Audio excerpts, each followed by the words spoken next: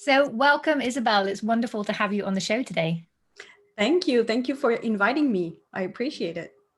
So while you are all about recruitment and helping people to find their perfect job and to ace the interview process, which is not what this podcast is all about, of course, it's about succeeding as your own business, but you run that as your own business. So I'm really curious to know as well about your tips for small businesses when it comes to recruiting for their teams and how best to go about that, because I think it's something that we don't always have those skills. But of course, when we're starting our own business, we have to wear all of the hats, so we don't always know where to start with these key strategies to grow our business. So I'm really curious to tap into your experience there and get your advice. But before we go into that, could you explain to us a little bit about your history and how you came to be a recruitment consultant?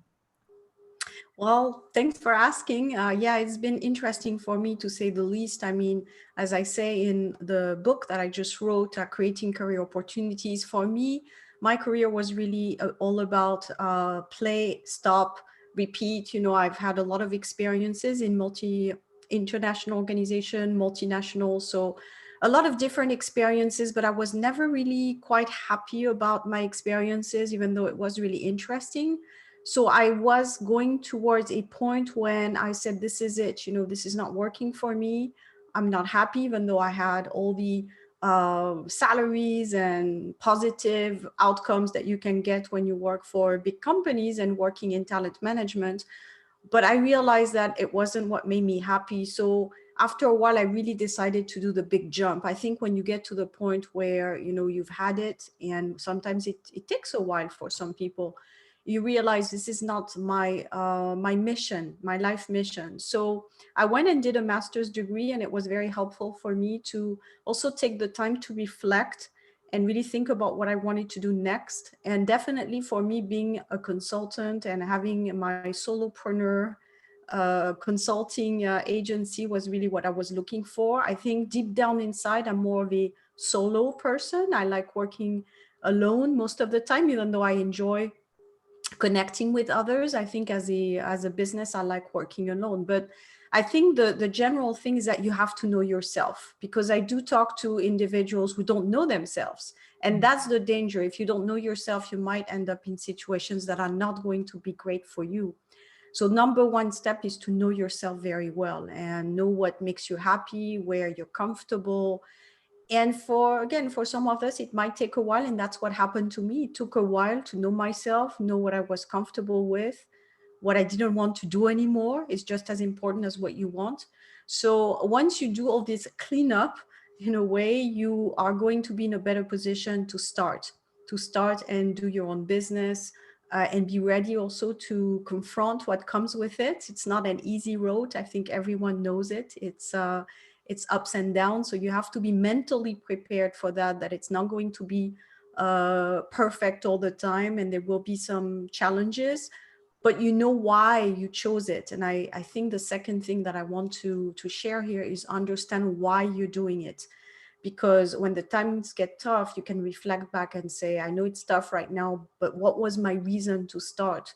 And I'm working on a project right now where definitely the motivation is the higher picture. And I think one piece of advice I could give to people now who are wanting to start their business or maybe just recently started is look at the vision. Because when I started, I think I was more into the operational part of it. How am I going to organize my website, and what type of course do I want to build? And it was great, but at the same time, I didn't have this vision, which I do have now, more longer term with what I do. And it's really helpful to keep motivated, is to understand the bigger vision of where do you see yourself, going, do you want to be, what kind of business do you want to be? What values do you want to reflect? And why should people work with you? And I think once you have those answers, you become also more motivated yourself. You're excited. So yeah, that's my piece of advice. Really have a vision board of where you want to be, and that's going to help you more when you have the day-to-day routine operational things to work on. Yeah, such powerful advice. And that's really where I start with all of my clients is to build out that why and that vision and to really understand your strengths and your passions and, excuse me, what talents you want to focus in on and bring out to the marketplace to help make a difference and for who. And once you understand that information, it's, as you say, it's much more motivating and it can get you through. And is it Viktor Frankl said, once you know why, you can endure anyhow, which means once you have that big vision and you know why that's important to you, then you will be able to, you'll be resilient to all of those challenges and knocks and unexpected downturns and things that didn't work along the way, which we all know we have a lot of along the way. But as long as we know it's all part of the process, then then it becomes much easier. But so you said you took the time to know yourself and that you were mentally prepared for that. Was there anything specific apart from getting to know your why and your vision? Was there anything specific that gave you the courage to, or helped you to go through that process? Well, what was very motivational for me was the idea of being independent. Because when I had done my skills assessment a few years ago, a few years before I decided to go and start my business, one of the things that I really was hugely valuable for me was to understand that my main value in life is independence. So once I understood that, it helped me also understand why I'm starting my business. Is it was almost it was also part of the vision of, look, you're going to be independent. You don't have to worry anymore about what everyone thinks and, fitting in the team and all these things. So for me, being independent was a huge aspect of starting my business and having that on my list. So when you got started, was it always clear to you exactly what your business was going to be? I'm part of these people. So there's two types of visions there, or two types of families. So I was part of the family that believes you're going to be probably more efficient if you go with what you know already. So I had done, 15 years of human resources and talent management. So my strength was really, my value was in what I had learned and how I could turn that into a business. Whereas you have the second family that thinks, it's okay, you can start a business in anything, even though you don't have the background. And again, probably some people succeed as well there. But for me, it was really about building on my strength and having the credibility, which was a huge impact for me. I mean, when I had worked in human resources, I had built my network. So I already had a network, which is huge when you start a business.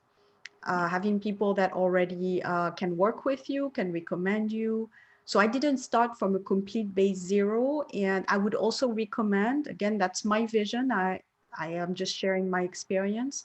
But I think when you go into a business where you have the credibility, you have the experience, and you have the network, it's going to be much more, it's going to be easier on you because you're not starting from scratch. You have something you can rely on, and then it's easier to build from there. So that's again what I would recommend for people listening to us is how credible are you going to be in this thing that you're launching? Do you have people already who can vet for you, who can even give you recommendations already because they've known you from your past experience within companies? And you're just doing a spin-off of what you were doing when you work for organizations, except now you're doing it on your own with maybe your own product, etc. Yeah, exactly. And I think when you're starting out, what I've learned is that for so many businesses, where you start out is never where you end up. So it's almost more important just to get started somewhere than to waste a lot of time finding that perfect start point. But if you start with what you know, then it makes it easier, and you already have, as you say, a bit of that credibility, a bit of the confidence already, the network, you're known for what you do, and then you can always grow from there once you've learned, built up a bit of your confidence that you can do this. You've learned what it is that, or how to run a business, how to get clients, how to onboard them, how to work with them on an independent basis, because there's so much to learn. If you can shortcut part of that by already knowing your expertise, at least, or having trust in that, then it can make it a lot easier.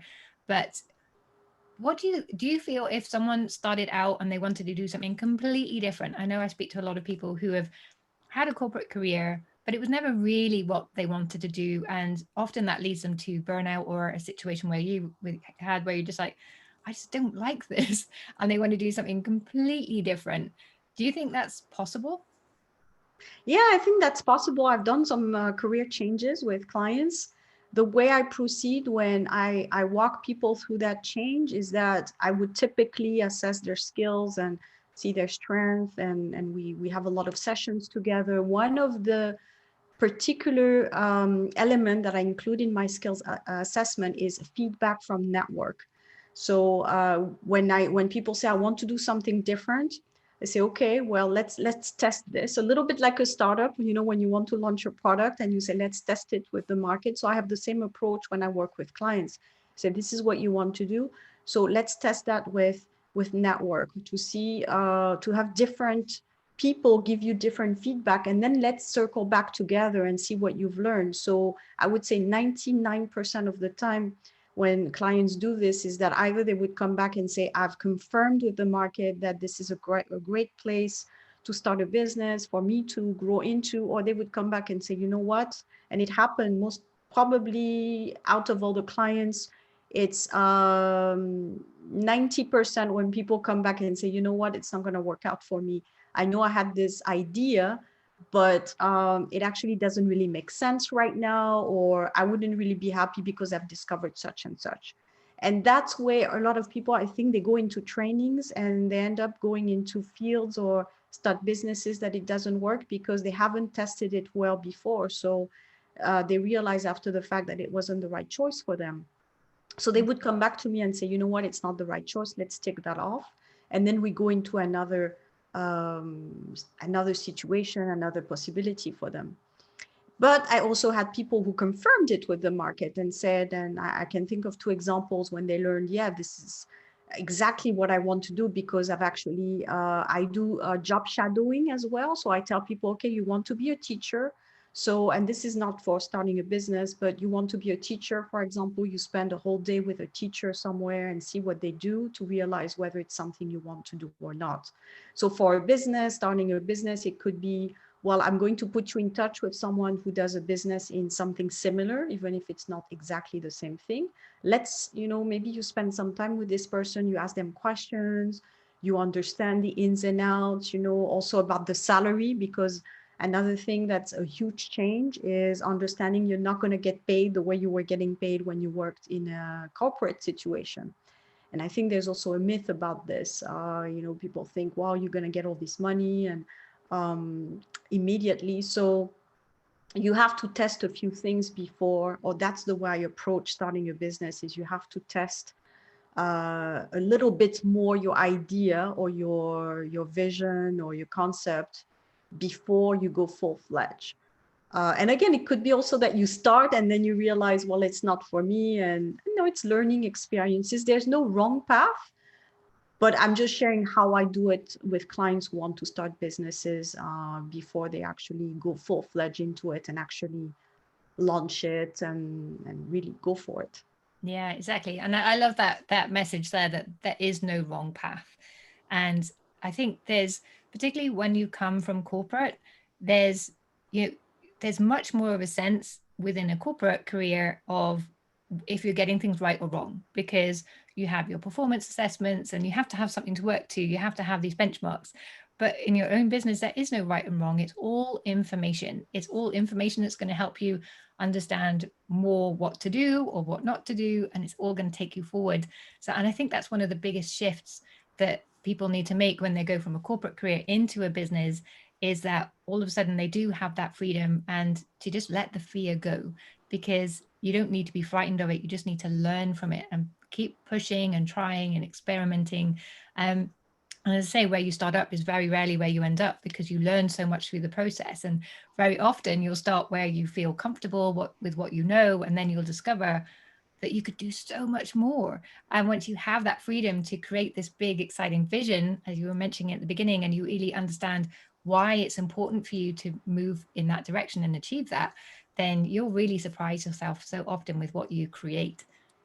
Exactly. And just realize that when you see people out there who are successful, you have to look into their background. They've probably had a few experiences before. They've launched a few products before where it didn't work out maybe as well. So you don't necessarily get it right the first time either. I mean, sometimes you have to tweak things a little bit until you find that product market match for your business. Yeah, exactly. It's all a journey. And that's part of the reason why I wanted to start this podcast, was to really draw the curtain back and show people this is how all these successful entrepreneurs have got to where they are, and they didn't always get it right. And they have had to face challenges, and they've done all these things that you don't necessarily see any other way. So yeah, exactly.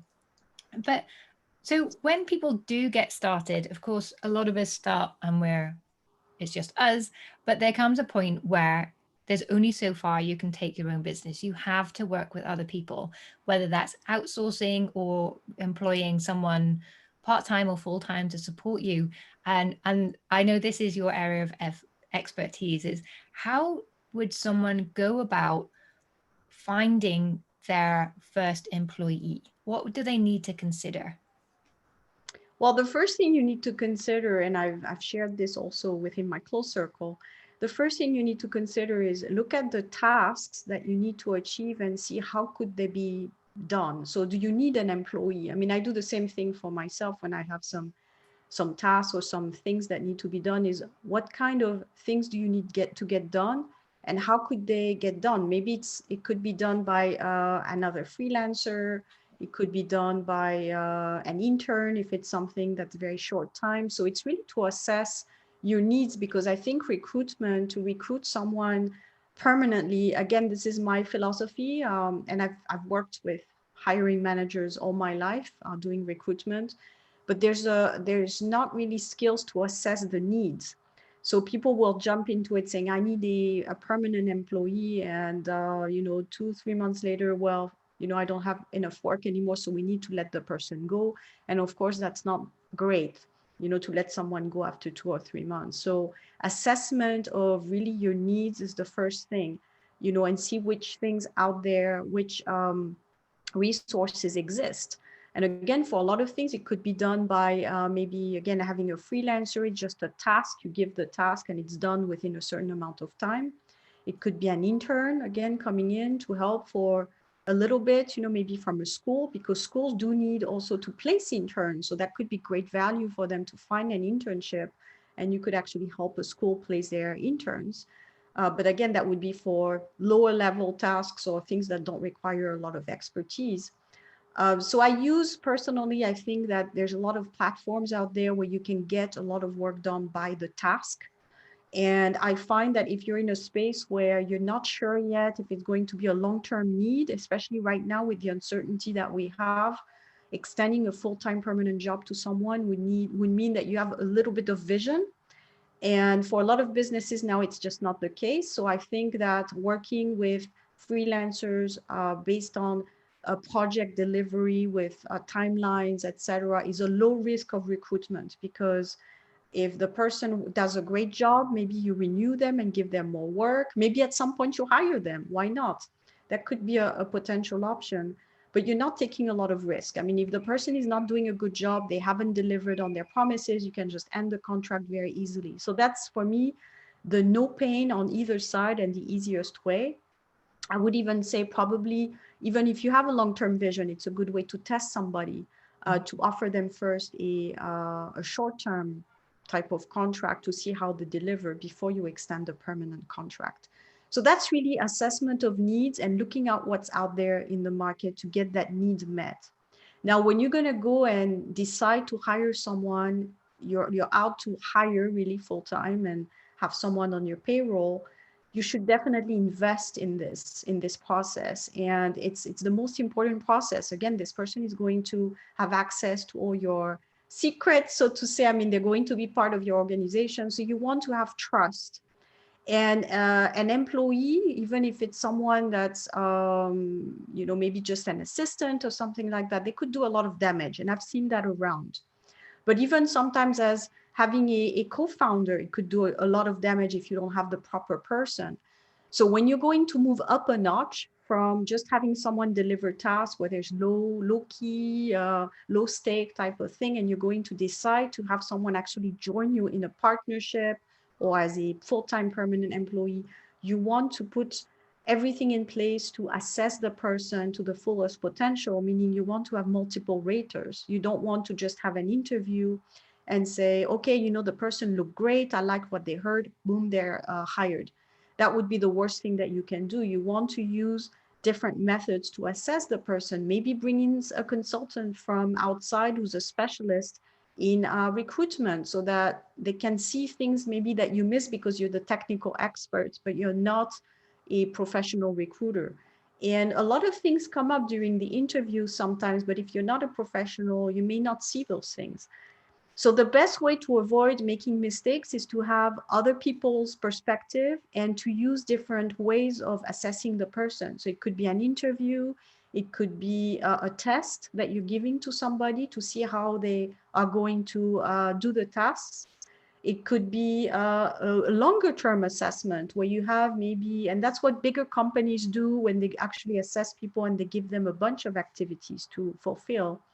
But if you're in a smaller organization, I would say at least give them a couple of exercises or maybe have them do a PowerPoint presentation if it's for a management role.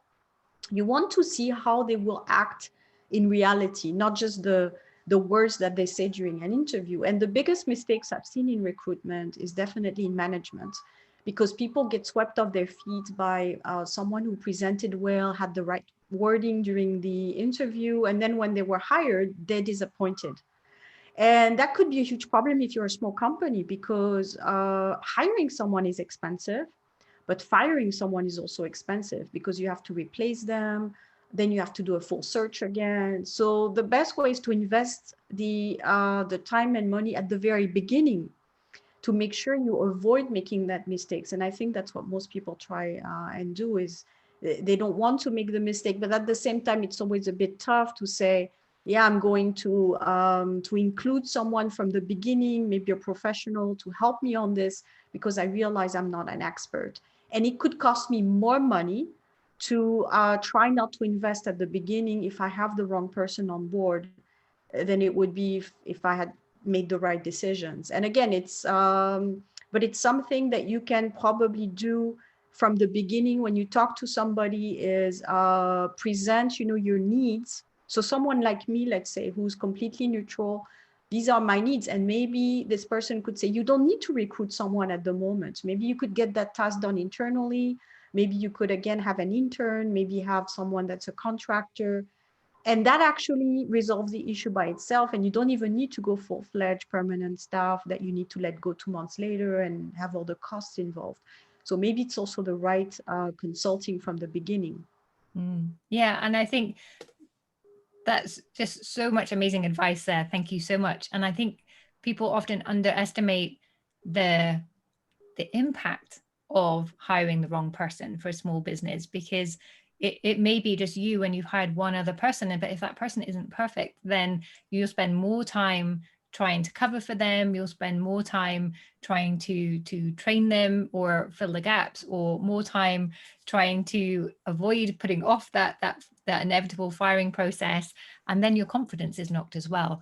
And I think I've seen it, a lot of people, they interview and they just like the person. Oh, they're really nice, I'll recruit them, but they don't necessarily have that perspective. So if I've understood what you said correctly, it's better to, if that's the way you want to go, make sure you have someone objective in there. Husbands can be great because they always see things a bit differently, a bit more challenging, where perhaps you would not want to go to have that different perspective.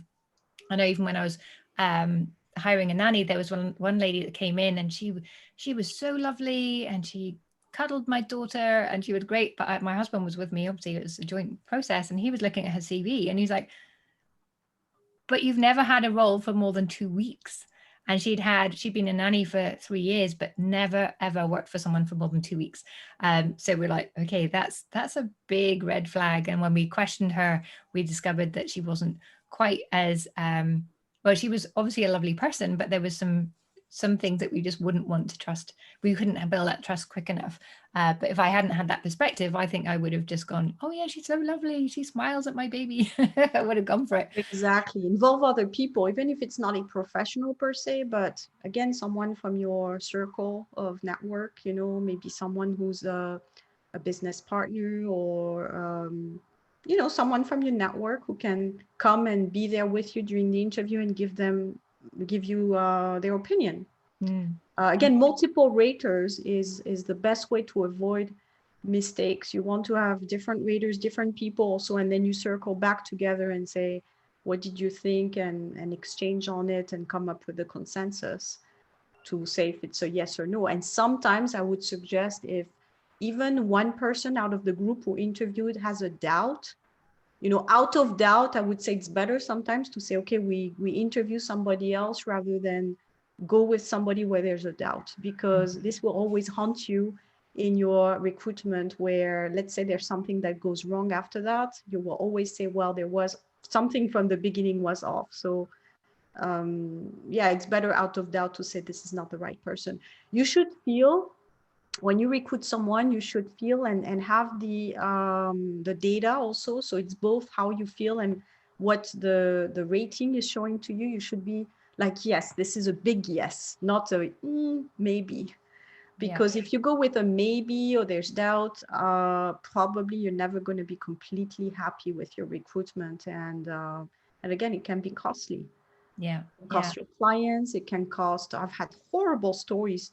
I've heard horrible stories about small businesses in Switzerland with people stealing money, leaving with the treasury, people disappearing, pursuing in court. I mean, horrible, horrible stories. I mean, it can really destroy your business. Yeah. Or just not serving your clients the way that you would. I mean, I've heard lots of examples of that, where it's this, someone's come in and they've done the work, but in the process of doing that, they've destroyed the client relationship, which is obviously something a small business really can't afford to have. Yeah, exactly. Yeah.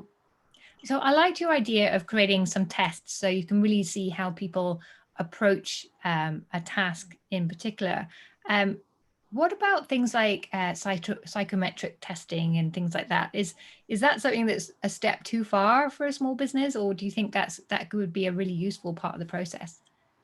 That's a good question. I'm really more on the side where this could be interesting to do. So if you have a test that you want to run, it gives you an impression.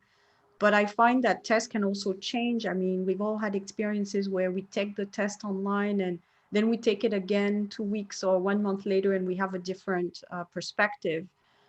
So I find that it's not entirely reliable. So it gives you an idea, but it's not firm in terms of, oh yeah, the test is 100% right. But it gives you an idea. I think tests are great to be used. For example, when I work with people on their career path and what they want to do, it's part of the process of analyzing what they like and what's their preference in terms of work and in terms of environment. So it gives us, for professionals, it gives us an example of how to lead your career. Now, when you're a business owner and you want to recruit somebody, I'm not sure this test would give you what you need. I think what you need as a business owner is to know, can this person do the tasks or not? So the best way would be to build, and that's what we did when I was working in recruitment. We built a test around, with managers, with hiring managers, around an important aspect of the job to see how the person delivers. So for example, if you're recruiting an admin assistant, which could be the case as a small business, you want to put together an example of a situation where the person would need to deliver results, and you want to see how they're going to go about it. So for example, you would build a test saying, okay, we are in the middle of the week. You have clients that are contacting you from everywhere on email, telephone. How would you go about dealing with priorities? How would you place the first priority, second, third priority, to see a little bit how people think, because you want to make sure that they know how to do the job. That's your main concern as a small business owner. So you can build a test like this either yourself, if you're a one-person shop, or if you're a medium-sized business, you do it with the hiring manager of that team. So you put something very simple together where you give the person, maybe 45 minutes to complete it. And it could be done also from a distance. You send them the test by email, and then you have them return the test to you and see how they do. Because when you interview, sometimes you don't know how the person writes. You don't know if they make a lot of spelling mistakes. You don't know what their thinking is. So these tests can really help you understand, these little assessments can really understand how the person functions. Mm. And we've discovered so many things when we were doing these small assessments that people couldn't write properly. And this was for position where you had to write very well. So if we didn't do those tests, imagine we wouldn't have known, it's really a huge, huge eye opener, because now you can get your resume done by somebody and your Yes. cover letter. So until you have the interview, if the interview is just a oral process where you speak to somebody, you don't know how they write, and you don't know how their thinking process either. And again, they can tell you during an interview, but having the person actually write things down, see how logical they are, see how structured they are, if they make spelling mistakes, how they present the document, all these things will give you tips on the person's way of working. Yeah, that's great. And it's a simple tool that I think anyone could put together and use as part of their recruitment Exactly. process. Exactly. And you give people a timeline. You say you need to return this within 48 hours or something like this. So you're assessing also how they deal with, having to turn something in by a certain amount of time. Mm. Yeah. So the third thing, so you have an interview, obviously that's going to be part of the process, and you have the little assessment that you're going to put in place. I guess the third thing is following up with references. Do you have any tips, or are there any um, killer questions you really need to ask the referee to be sure that you're reading between the lines? Because I think, well, here in Switzerland, by law, you're not allowed to say anything negative about someone. So you really have to be very good at reading between the lines and listening to what they're not saying. Is there any tips you have for that part of the process? Well, again, as you say, it's always a gray area. I think, in my experience, again, when doing background check, you would know based on how people behave. So if someone is not saying a lot about somebody, obviously it's because they can't. So if someone is saying, yeah, the person worked there, and they're not really detailing a lot, that means that they want to avoid issues. And again, this can be also tricky for a lot of references to give information that is not allowed, or to have problems later on based on that. So that's a red flag. I mean, if someone is not speaking fully, or they're saying, I've had some feedback when I was working again as a recruiter, where managers would come back to me and say, either it was really extreme, where they say the person told me they wouldn't hire this person, even if it was the last person on earth, or something like Wow. that. I mean, so if it's something like this, obviously, you wouldn't go for it. But I think it's rare where people will go to that extent to say something like this, but they would probably not say a lot. They would say, well, I can't really talk about it, or yeah, this person worked there, and they wouldn't really build on it. So that would be a red flag. Because if someone worked somewhere and they were very happy with the person, then they would say, oh yeah, such and such worked with us, it was great, they delivered this for us, and oh, how is this person doing, you can sense when somebody is very enthusiastic about somebody. Mm. If they just reply and say, yep, no, thank you, I mean, that's a sign. Now you have to also remember that people on the listings of references are usually people that the employee or the candidate has vetted. So again, you may not know everything from the official references. So it's always, again, a gray area, is how far do you want to go to inquire maybe within this company to learn more. But again, already with the vetted people, you should try to get an idea of how they answer. Are they very enthusiastic, or are they just saying the minimum? Yeah.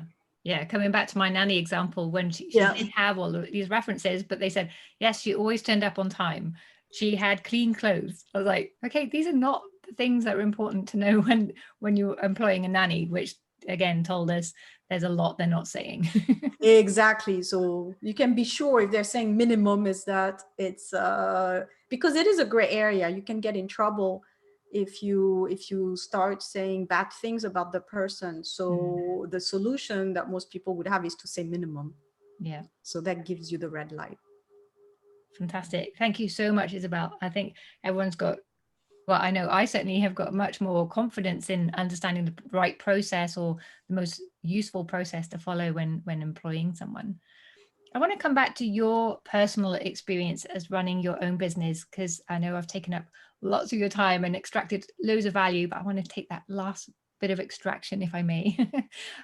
What would be your top tips for people who are out there building their business right now? Well, the top tip would be to step back. So take a higher perspective, you know, because now is a very confusing time that we're going through. So I always tell people, you know, don't confuse speed and precipitation. So taking a step back to assess what's going on, you know, which markets are actually doing okay, which ones are not, because depending on which product or service you're going to want to launch, you're really, it's again, it's a market fit. So if you're passionate about a product but there's absolutely no need for it at the moment, unfortunately it may not be a good idea. So taking a little bit of perspective can really help and understand, because there's, for example, I have ideas of things that I was interested in launching as side businesses this year, and it's definitely not going to work based on the conditions of the market. So it's a little bit sad because it could be something we're really passionate about, but it's just that there's no market for it. So you have to be honest about that. Number two is, I think about practical things like the low-hanging fruit. I call it the low-hanging fruit when I talk to individuals. So low-hanging fruit is, okay, what do I know how to do quickly, and I can immediately find that product market fit. So for example, I have huge experience in something in particular. I understand the market very well. And I know right now there may be a need for that. So let me put together a small package quickly that I can present to the world. So that's my second tip, is really a recession-proof product, I call it, where right now it makes sense. So you have to think a little bit about what do people want right now that you can build quickly an offer, and pretty much it will sell itself. And then you can always do more after that, but it's the low-hanging fruit. And number three, keep yourself educated about tech, and especially products around tech, because everything is going digital at the moment.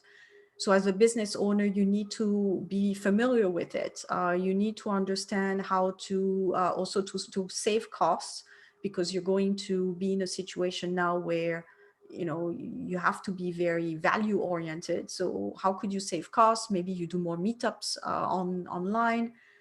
Maybe you do a product that's easy to deliver without involving a lot of different vendors and things like that, because now it's hard to work internationally. I think we both understand that now with what's going on. So if you have a product that requires to go through different countries and a lot of transport and all that stuff, it might get complicated. So you want to understand how tech can help you maybe deliver the same product quicker and at a lower cost, so that you can survive this wave that we're facing right now. So yeah, get tech educated basically, and see how that could help you in your business to be more efficient and to deliver more value to your clients. Yeah, absolutely. And I'm a big fan of taking that step back and getting the perspective, as you say, and saying, how could this be simpler? How could this be done differently? And I think that's a bit of my art school background coming in, because there's always a different way to approach every problem. And as you said, right now, it's really important to keep a handle on your costs. And one danger of going digital is that those costs can ramp up very quickly. If you invest in a landing page system and an email system and a platform to deliver your course, and there are so many hidden costs and they ramp up very quickly. but there are simpler systems always. And there's lots of new products coming out as well that offer everything all in one, which is perhaps a good thing to explore as well. So yeah, great advice. Yeah, and that's what you want to study. You want to compare. So when you're interested in learning more about how you could bring some digitalization to your business, is to see what's out there and decide, which solution makes the more sense for your particular business. Because again, going to the full-fledged expensive solution may not be the ideal for you at the moment. Yeah, and get some recommendations from people who are in a similar field to yourself, because that will also shortcut the process a little bit too. Yeah, there's lots of communities for entrepreneurs where you can ask questions, and I'm part of a few, and are mostly US based at the moment, but where people ask, they say, what's the best tool you use for such and such, and the community replies. And so being part of masterminds, I think, is very important at the moment to get, those community support, so that maybe that also is part of your research and saving time on your research. Yeah. And I Yeah. find a lot of that is going on right now because people are starting businesses and they need help. So communities are a good place where you can get a lot of support, and it's a first step. It's a first step to try to find reasonable solutions for you. And then another step is to consult with somebody who's a business coach. And so there's all these things already around you to help. Yeah, brilliant. Thank you so much, Isabelle. As I said, you've just shared so much great insights and advice that's going to help lots of us move forward. For anyone, I'm going to put all your contact details in the show notes underneath, but for anyone who's listening on the go, how can they find you? Well, Isabelle Litzler, isabellelitzler.com. That's my website. So, and I'm on every social media. As I say, I'm everywhere, but it's true. I'm, Facebook, LinkedIn, Instagram, whichever platform you use, Isabelle Litzler, I'm there. And you can find my free material to download, and definitely talk to me there. Great. Thank you so much again, Isabelle. You're welcome. Bye.